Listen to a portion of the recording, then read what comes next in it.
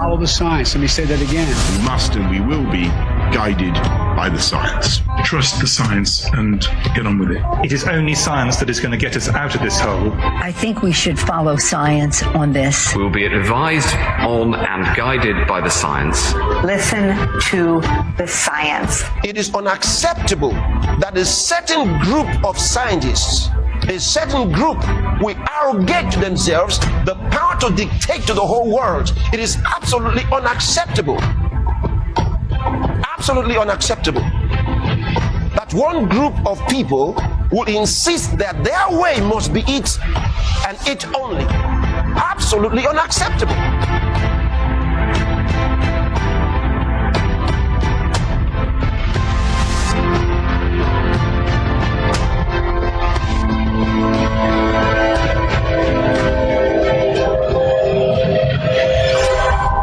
According to the Encyclopedia Britannica, science refers to any system of knowledge that is concerned with the physical world and its phenomena, and that entails unbiased observations and systematic experimentation. Science is fact, and it's based on evidence you don't have to believe. So why now are they asking you to believe in science? Proof positive, they are not practicing science right now. And this is true because they got no evidence. Scientists are not supposed to believe anything. Scientists are supposed to have some evidence that leads them tentatively to some conclusion or to some action. They're supposed to be able to show that to other scientists. Any interested person, in fact, who's willing to understand what it is that was used as evidence should be able to say, yeah, I agree with that. That makes sense, using rules of inference that we've used since Aristotle. If science is concerned with unbiased observations, which are based on visibly clear facts and evidence, it then becomes incongruous for anyone to command the world to follow the science or trust the science. The apparent obligation to trust science has possibly never been more imposing than it has been recently. It's gone from a slogan in debate to a concept that can determine whether or not our fundamental rights are withheld from us or granted based on how well we adhere to it. When someone says trust the science, what they really mean is trust my knowledge, which is superior to yours. Trust me because I'm an authority, and therefore your skepticism, your questions, your concerns, your criticisms are inappropriate and invalid. The hijack of science has been an age-long war, and this stealthy takeover has been woven into various aspects of society, including areas like the educational system, the medical field, and the environment. Unknown to many, a silent onslaught has been launched on the minds of the unsuspecting, first, through the educational system, where young minds have been indoctrinated with the wrong ideas for many years, under the guise of science. You know, many have been deceived for so long, and deception has thrived because, number one, ignorance. Many were ignorant. And then number two,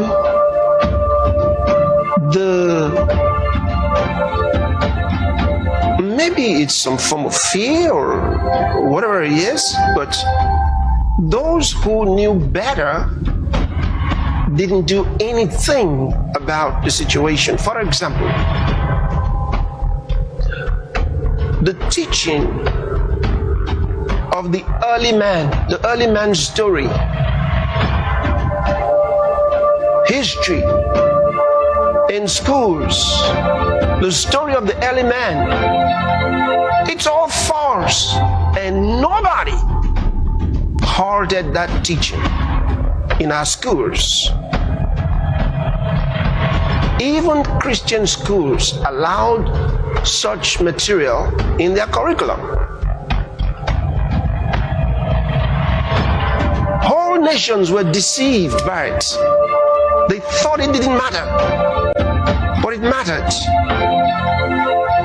The story of the early man coming from some form of evolution and eventually living some kind of weird life With the British Royal Society acting as the headquarters of the propaganda machine, they now needed to introduce the science itself. That science was Darwinism, or evolution. Evolution is the exact lie from the Garden of Eden, that mankind can become perfect or godlike by our own efforts through knowledge, or science you may call it. Through the idea of evolution, Freemasons introduced the occult idea of becoming to the masses under the veil of science, the belief that man is gradually evolving towards enlightened godhood. What many also don't know is that the basic idea of evolution did not originate with Charles Darwin. According to Mackey's Encyclopedia of Freemasonry, it originated with his grandfather, Erasmus Darwin. Dr. Erasmus Darwin was the first man in England to suggest those ideas, which were later to be embodied in the Darwinian theory by his grandson, Charles Darwin, who wrote in 1859, Origin of Species. 2 centuries later, this occult concept of becoming would be transmitted to Charles Darwin, and the Origin of Species would be born. So the evolutionary theory clearly had occult roots that predated Charles Darwin by a long way. These occult ideas were developed by Freemasons before Darwin brought it to public attention with his book. One of my prevailing doctrines about Darwinian theory is, man, that thing is just a mess. It's like looking into a room full of smoke. Nothing in the theory is precisely, clearly, carefully defined or delineated. It lacks all of the rigor one expects from mathematical physics, and mathematical physics lacks all the rigor one expects from mathematics. So we're talking about a gradual descent down the level of intelligibility until we reach evolutionary biology. We don't even know what a species is, for heaven's sakes. The Big Bang story, a lie. All these things were forged, created with assumptions, speculations.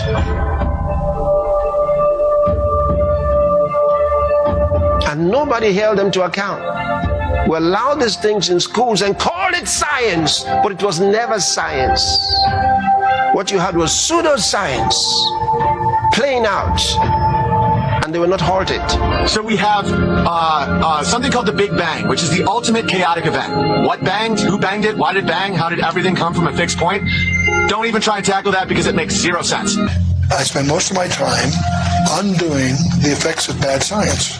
Most of what we're taught in college, not just high schools, is not true. But again, the scientific community continually, well, I should put it the other way. Our educational establishment continues to feed the kids stuff that is just not true. The nebular hypothesis, the birth of the planets, provably not true, and yet it's still taught at the college level. If you take a course in astronomy, you'll get exposed to the so-called nebular hypothesis. And not that it's shreddable, it's mathematically impossible. They're telling us today that we should follow the science, but what they're showing us is not science at all.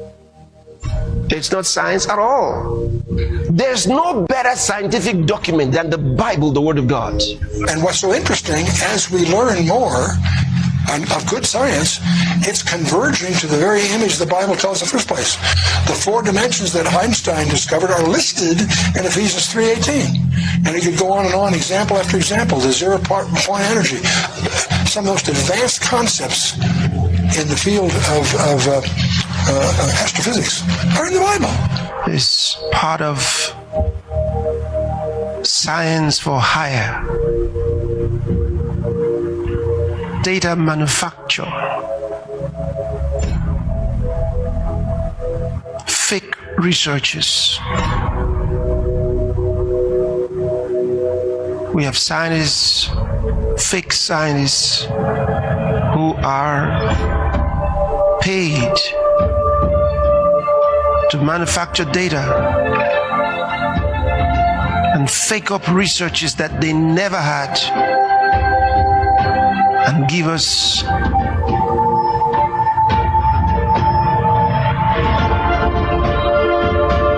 research results and fake researches.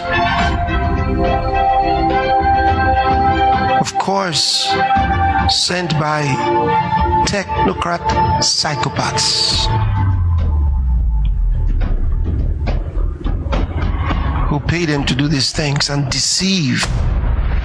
John Ioannidis, who I cite as being the probably, I would say, a Stephen Hawking-like figure in medicine. He's the most cited medical scientist in the world, professor of medicine and statistics at University of Stanford. And he wrote this great paper, which you can look up online, 2017, called How to Survive the Medical Misinformation Mess. And what he says, he names a number of factors behind this medical misinformation mess. One is much published research is not reliable, offers no benefit to patients, or is not useful to decision makers. Now, I think he's being a bit polite there. He wrote a previous paper many years before this, actually entitled, which is the most cited paper ever published, Why Most Published Research Findings Are False. Okay? Most healthcare professionals are not aware of this problem. Don't think your doctor knows about this. Then doctors, and this is something part of medical training, and it's not difficult stuff, actually, when you actually spend time looking at it and understanding it properly. Most medical professions lack the necessary skills to evaluate the reliability and usefulness of medical science. And then last but not least, patients and families then lack relevant, accurate medical evidence and skill guidance at the time of medical decision making. And this is also one of the things he writes in his paper, in a different paper. He says, ignorance of this problem, even at the highest levels of academic and clinical leadership, is profound. Just stay on this slide for a second. Angel left the New England Journal of Medicine in 2000, but kept her eye on the journal industry, which she says resisted meaningful efforts to rein in conflicts of interest. In 2009, she wrote an article that famously declared, "It is simply no longer possible to believe much of the clinical research that is published." Besides Dr. Angel, another powerful voice is also weighing in. The current editor-in-chief of the British journal Lancet, Dr. Richard Horton, wrote a scathing editorial saying much of the scientific literature, perhaps half, may simply be untrue. Science has taken a turn towards darkness. This brings us to another area that's been hijacked by the fraud of fake science, the medical field. The medical system is one that many have come to look to for care. But if they only knew and really understood that this system has been grossly corrupted by evil-inspired individuals for sinister motives. Dr. Eric Pullman got $2.9 million in federal grants and published hundreds of medical articles on obesity and menopause before he got caught fabricating data while at the University of Vermont School of Medicine. In 2005, he became the first academic researcher sentenced to prison for fraudulent studies. From 1992 to 2012, taxpayers shelled out $58 million to scientists whose papers were later retracted due to misconduct. What do you see as the potential risk or peril of doctors reading these journal articles that may be fraught with conflicts of interest or may be inaccurate? It ends up that a lot of us end up getting bought by the pharmaceutical industry. Interestingly, we rely a lot on the pharmaceutical industry to tell us about what's good about their drug and to convince us to use it. And we're not as critically inquisitive as we should be about, whether a drug is truly helpful. What are the side effects? What are the downsides of using the medication? We call it science for hire. They're hired to create data, fake researches, create reports, predetermined reports for the influence of legislations so they can change societies. And change societies they did, as this deception was perpetuated for so long, but this evil was exposed during the COVID pandemic, where it was all brought to light. Vaccine manufacturers had actually gotten fake studies published in journals like the New England Journal of Medicine and Lancet, the leading scientific journals of the world, published several articles about false studies that was then outed because there was a huge outcry in the scientific community, and they had to retract this. They had to apologize. People are coming from high levels of this corporatocracy when they discover this kind of thing and realize that it's more and more difficult to uncover the truth. The attacks on me, quite frankly, are attacks on science, because all of the things that I have spoken about consistently from the very beginning have been fundamentally based on science. Sometimes those things were inconvenient truths for people, and there was pushback against me. So if you are trying to, get at me as a public health official and a scientist, you're really attacking not only Dr. Anthony Fauci, you're attacking science. It seemed that Fauci, the CDC, the World Health Organization, and the mainstream media are using the identical playbook in their management of COVID-19, as was done during the AIDS crisis. Tony Fauci, he destroyed every competing theory about the cause of AIDS. He defunded every single scientist who dared say anything in a research proposal about looking at alternative causes of AIDS. He crushed that dissent. He was very good at it. He was methodical. He was ruthless. One such treatment that was ignored was Bactrim. PCP was the leading killer in AIDS patients, and many doctors were prescribing the inexpensive antibiotic as a prophylaxis to prevent AIDS victims from developing the rare pneumonia. There was evidence that the antibiotic should be used as a prophylaxis. Despite the science, Dr. Fauci declined to conduct a clinical trial. Doctors and advocates continued to push for its use, and finally, a couple years later, it was adopted after thousands of patients had already died. And so we're told some data said this, some research said this.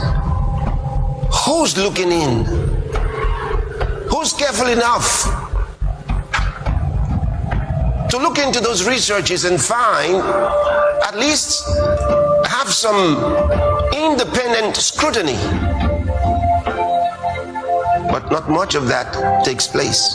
In effectuating yet another global fraud, this same strategy of releasing falsified research data to alarm the world was deployed. They have a lot of documents and materials with which to lie to people. They created false evidences for climate change. Don't be deceived by the caliber of people that are there because they're popular and they've been known for a long time. No, it's all part of the business. It's part of the business.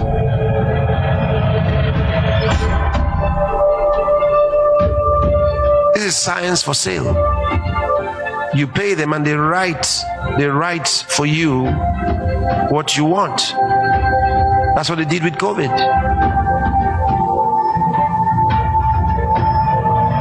It's not true science. It's pseudoscience, like the Bible talks about. Pseudoscience. It's a deception.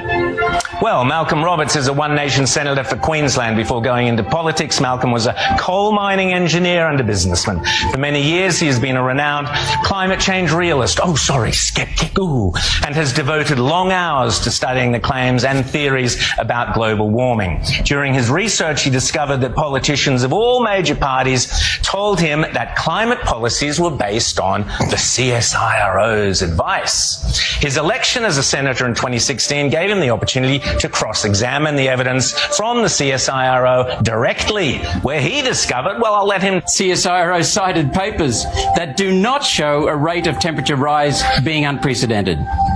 CSIRO relied on discredited and poor quality papers on temperature and carbon dioxide and withdrew some of them. CSIRO revealed little understanding of papers they cited as evidence, and even put papers forward later after they withdrew them that contradicted the earlier paper. CSIRO ultimately, Rowan, relies on unvalidated computer models giving erroneous projections. That's all they have. And that's not policy grade, as David Evans will show. CSIRO admits to no due diligence on the UN IPCC, the climate body from the UN, nor on the data source, the Bureau of Meteorology. CSIRO allows politicians to misrepresent CSIRO without correction and let these fabrications spread. CSIRO misled Parliament. So, We cannot and we must not give our lives, our future, our right to pseudoscience cults. And God's people have to understand. See, if you study the Bible, you will learn something. If you study the Bible, God has a lot to tell you in the scriptures. He has a lot to tell you. If you don't study the scriptures, you cannot know truth. This is real. You can't know truth. You have to stay with what they tell you. You have to stay with what the word tells you. You have to stay with what the so-called experts tell you. And you can't tell whether they're lying to you or not. And I told you, you have to be spiritually minded. Spiritually minded. For the wisdom of the flesh is death, but the wisdom of the Spirit is life and peace. Romans 8 verse 6.